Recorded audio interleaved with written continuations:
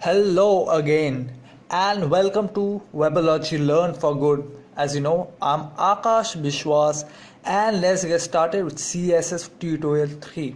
So in this tutorial we are going to look at the different types of selectors that you can use in your HTML code along with the HTML document to apply in the HTML document in your CSS code. So far we have seen that the basic syntax of CSS is it has a selector, which is the HTML element that you want to apply.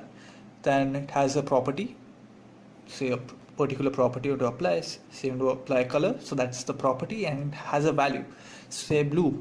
So say if you want to apply the color blue to the P element, so P is a selector, color is a property, and blue is a value. So this is the basic syntax.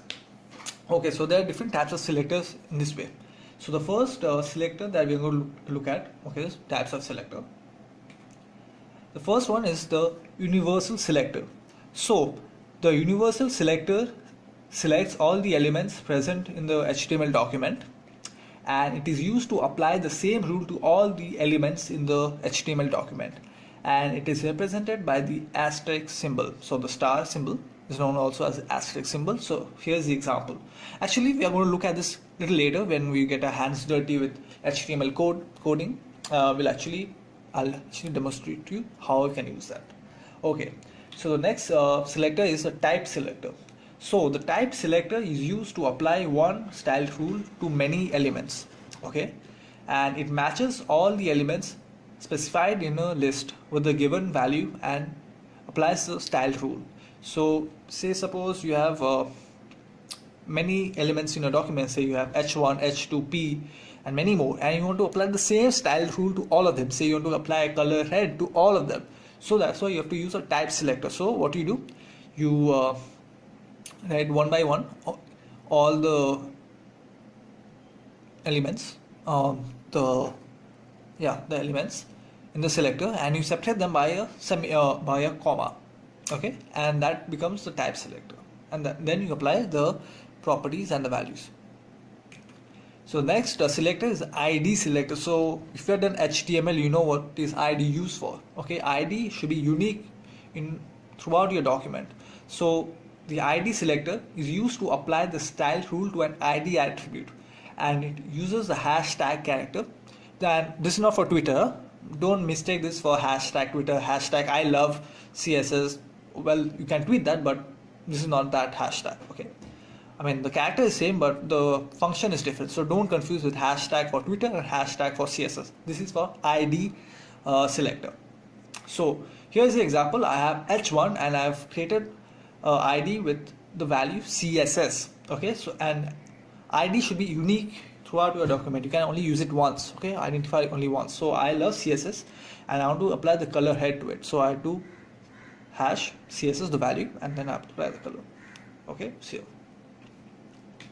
so the next selector is a class selector. Again, similar to the ID selector, which has to be unique throughout your document. You can only apply it once, but the class selector you can apply it many times throughout your document. Okay, and so it is used to apply the style rule to an element which has a class attribute. Yes, the class attribute, and it uses the period or the dot character. Okay, so by now if you have done HTML, you know how you can apply the ID and the class selectors and the attributes. So they are attributes. Okay, so here I have I, so I'm applying class selector to CSS only. Span, so span is used for inline elements and CSS. So I just want to apply the color red to the CSS only. Actually here I made a mistake. No one is perfect. This is just an example, but when I'll be coding you, when I'll show you, I'll end this over here. So here I have span class and the attribute is CSS, but here I should end. Okay, I didn't do that. This is an example. Okay, example, it's my mistake, but when I'll show you the code, I'll make sure to not forget. Okay, because in HTML5 the standards are very strict, and if you want to be a web developer, a good web developer, you need to follow the proper standards. So here's the example. I just want to apply color red to only the word CSS and not I. Okay, I CSS. No, it doesn't make sense. It should be I love CSS or something like that, but examples are examples. Okay. So the next selector that we have to look at is the child selector. So as I told you earlier, I think I mentioned you in the third video or in the second video, there is inheritance in HTML. So the child selector matches the elements that is an immediate child of another element. Okay, and in the child selector, greater than symbol is used as a combinator. So there are three types of symbols. One is a greater than, one is less than, and one is a plus. The combinator symbols. So say you have, if you have a table element and you have table header or table row or table data, these are the children of the table element. So table is the parent element and its children are the table row, the table header, the table data elements. Okay. So the next selector that we're going to look at is the descendant selector. So the descendant selector matches an element that is a descendant of another element. Okay, so a descendant element is an element that is nested inside another element, and white space is used as the combinator of the descendant element. So unlike the child selector, where you have to use a greater than or less than or the plus as symbols for the combinator, here you have to use white space.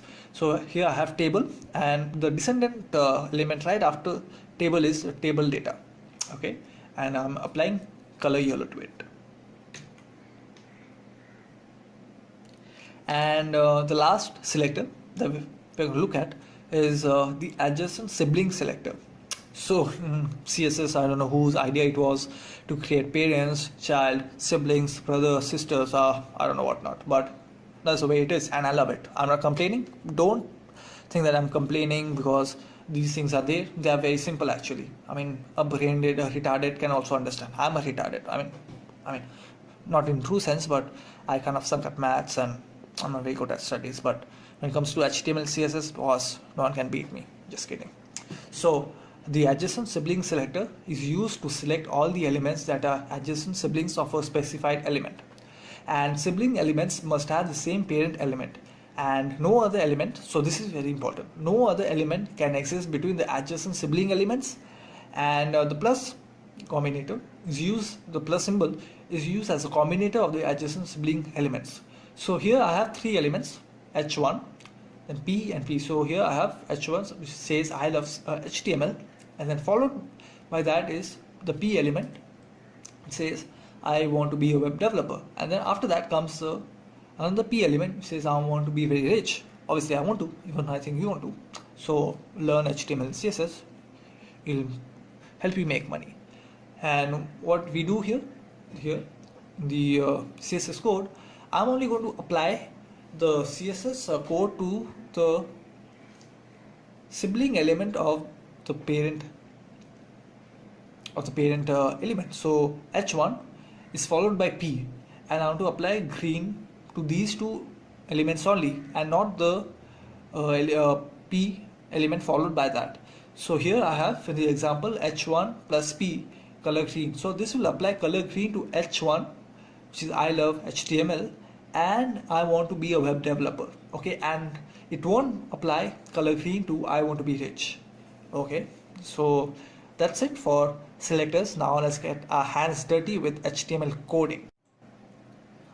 Okay, so as you can see over here, I have Notepad open and as well as a browser, and all my HTML and CSS code I use Notepad. It is fairly simple to do it, and so I do it. You can also use Notepad++, which is actually a professional editor, or Active Komodo or Komodo editor, etc. So let's look at the first selector, which is the universal selector. So in order to use the universal selector, you have to use, so I'm going to apply all my CSS code within the head element, and it is called embedded. Yes, embedded CSS code. Okay, so to apply the universal selector, you have to use the asterisk or the star character. Okay, so as you know, the universal selector applies the same style rule to all the elements in the document present. So in this document I have h1, h2 and p as my three elements which are present along with text, and I'm going to apply say color green for green revolution, I'll save.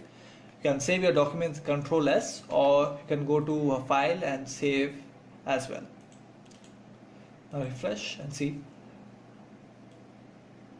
three of my elements in the document, be it h1 or h2 or p, have become green, have been applied color green.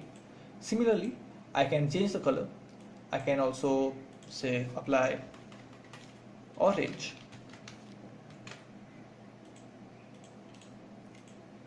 The color will change. Similar fashion, I can apply background color property. I can change the font. I can change the size. I can change the text transformation, etc., etc., etc. Okay. So the next selector that we're going to look at is the type selector. So as I told you, type selector allows you to apply the same style rule to this, a lot of the similar elements. So in your document, in this document, there aren't so many elements, but when you have a large document, a large web page, you'll have many elements. You'll have many h1s, you might have many headings, you might have many paragraphs, you might have many images or tables, and you want to apply one style rule to all of them. But you don't want to apply the same style rule to some other element. So here I have three elements, and I want to apply. So I'll just delete this. I want to apply the color. I don't know what. Color pink to h1 and p only, and not h2. So what do?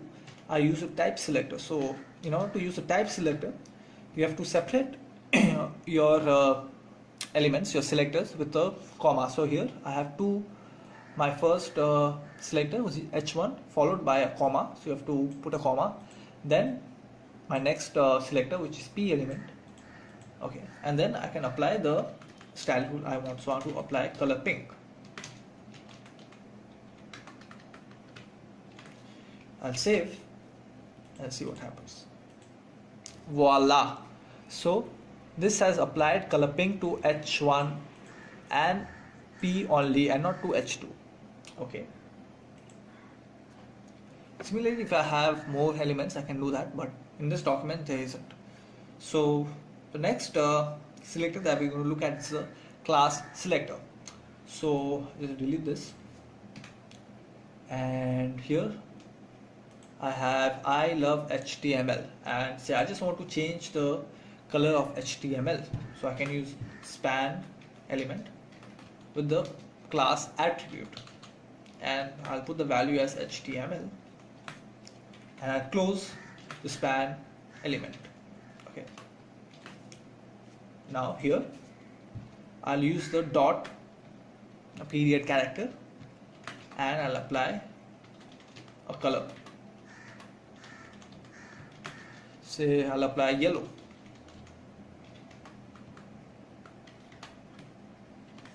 I'll save and see what happens.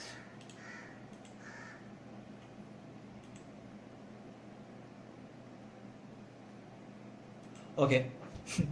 So here I did a mistake. Did you guys realize what mistake did I make? I think we might have realized. So here, as you can see, the class attribute has a value of HTML, but here I didn't put the value. I just put a dot character, which is meaningless, which is fucking meaningless. So I need to put HTML in place after the dot character. Okay, then only something will happen. So now I'll save it again, and hopefully keep my fingers crossed so that nothing goes wrong, and refresh my page, and there you go. HTML has become yellow. So I love HTML. So I just managed to change just this word. Okay. Now similarly, I can change yellow. I don't like yellow. Yellow, dirty fellow, man. I don't like the color yellow. I'll put it brown. Okay. Change to brown. And so this is how you have to apply the class selector. You have to put the dot, the period character, followed by the value of the class attribute. So here the value is HTML and it has to be HTML. Now suppose by chance you change the value and you're not aware of it, and you save and you refresh your page, don't change back. So make sure that it has the same value. Okay, here I took out L from HTML, but here I haven't taken it out. Okay, so that is why the value came back to its default value, which is color black. Take this out and save and refresh, goes back to HTML. Okay, the next selector that we are going to look at is the ID selector. So as I told you earlier, the ID selector is used for a unique document.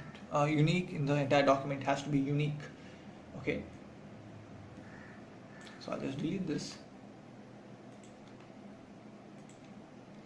Now as H1 is the highest heading, I just want to apply a background color to it so that it becomes more prominent. Okay, and I put the ID as big boss, which is meaningless, but just for an example purposes I'm using that. It is a very good practice if you put meaningful words, meaningful values. So this is a value for the ID attribute in your HTML document, so it becomes much easier for you as well as another programmer who will look at your code and will understand. But for example, just for teaching you, I'm using big boss as a value. So I'll put hash, I'll use a hash character here and I'll apply the big boss value. I'll change the background color to I don't know what. You can put orange.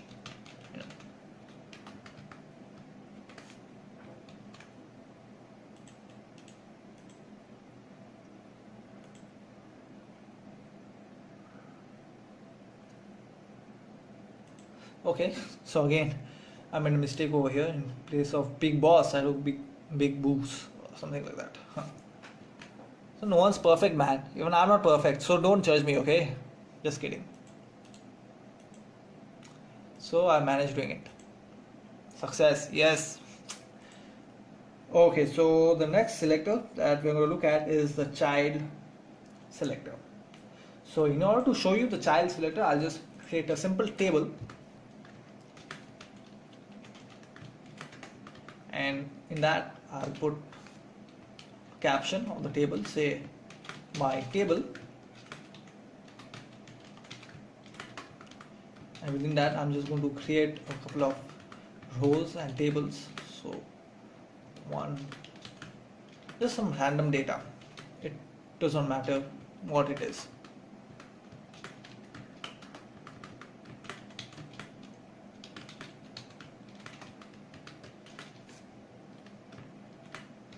I'll close the table.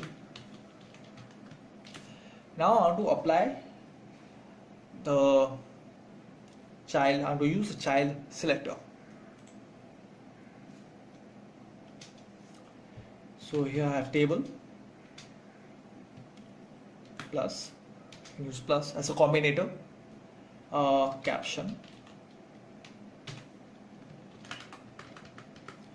So I have to apply the color violet. I'll save this and hopefully everything goes well, the table will be shown. Okay, my table.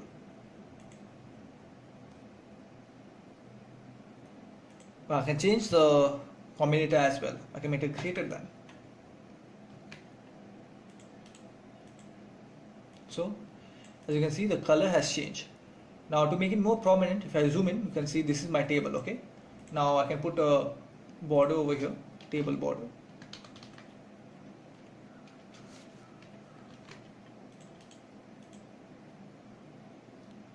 So this is the heading of the table and these are the values. Okay.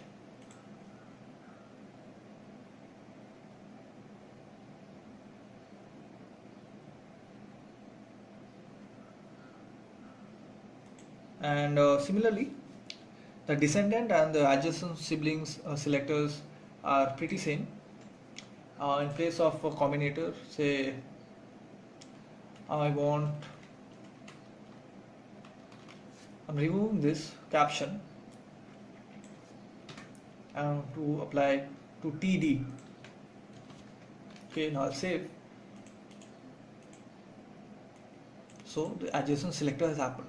So I remove caption, but I can put it back, and it has applied the style rule to the following adjacent selector, adjacent element. So table is a parent element. The adjacent element which has data is TD, table data. And that's it for this video. Hope you guys have liked watching this video and learned about the different types of selectors.